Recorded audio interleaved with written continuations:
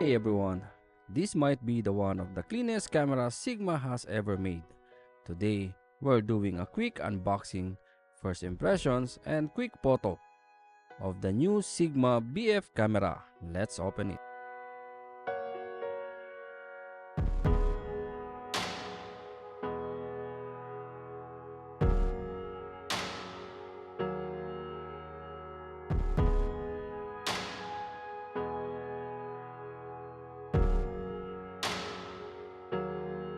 Even the box is very Sigma, minimal, no noise, no hype. And here it is, the Sigma BF. Wow, this doesn't look like a traditional camera at all. Very modern, very industrial, super clean.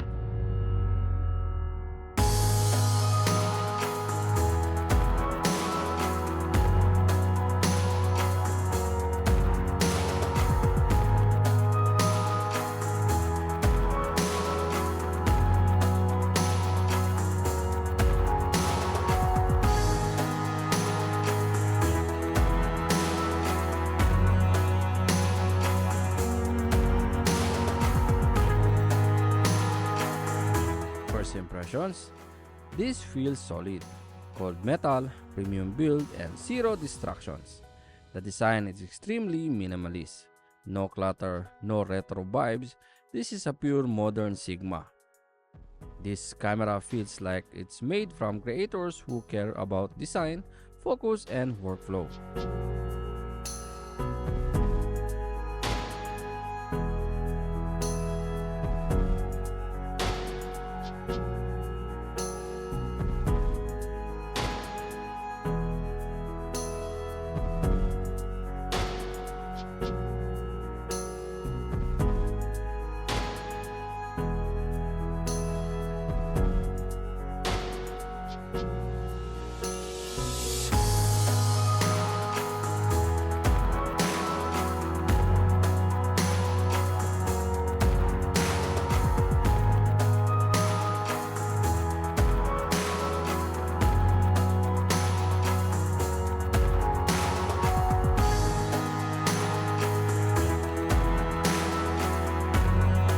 One of interesting thing, this camera uses internal memory, no memory card slot at all.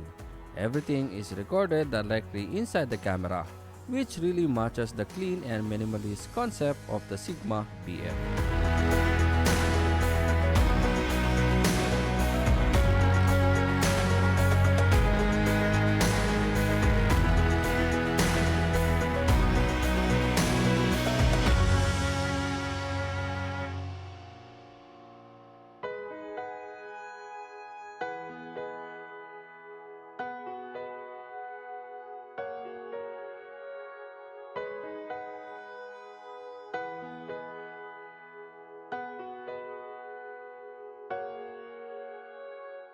Let's do a quick photo test. The photo look clean, detailed, and very natural. Colors are not over processed, classic Sigma look. This feels great to street, lifestyle, and everyday creative shooting.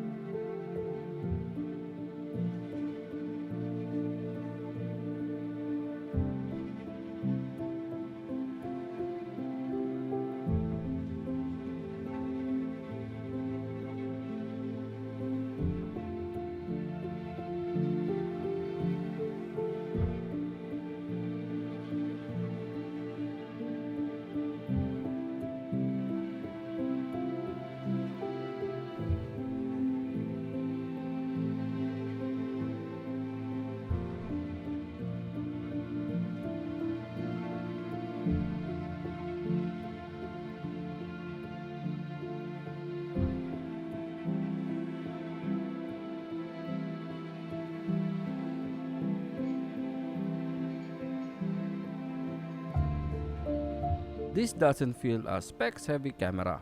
It feels like a creative tool, simple, focused, and international.